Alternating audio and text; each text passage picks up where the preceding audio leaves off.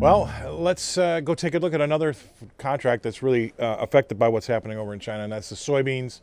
And you'll hear me talking a lot about soybeans and lean hogs because, I mean, those two have got to be front and center about what's been happening.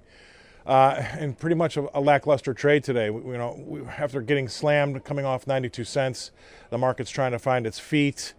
Even in the face of the fact that we see Beijing announced cutting some more tariffs in half on about $75 billion worth of U.S. stuff. So if we can't really get a good little bump out of that, things are kind of still trading heavy. So that's something that we kind of have to keep an eye on. I said this in another video that we need to make sure that we also keep an eye on the fact that for this upcoming USDA report, the USDA is not going to take in the phase one deal. That begins February 15th. The report's going to be before then. I believe it's the 11th. So keep in mind that that probably will actually add some volatility.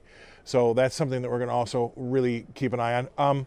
If you want to kind of try to get a better hold of things, we're going to need to see like a 25% rebound or almost 25 cents, 20 to 25 cents, because the technicians are going to look if we can kind of retrace back. Now, talking about retracing, let's go to new crop beans. That would be Nove this year. They had a 70 some odd cent sell-off, but they have retraced 25% of that move back. And for some of the technicians out there, and again, when you've got all this crazy stuff like coronavirus and tariffs and phase one going on, it's not a bad idea to go to those things because those are great crutches when the rest of the world may be falling around you.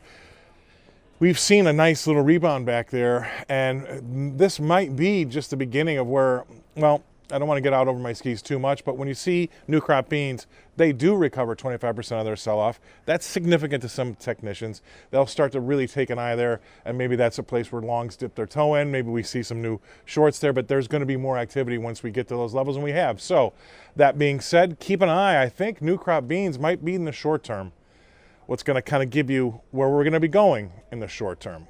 Keep an eye on new crop beans.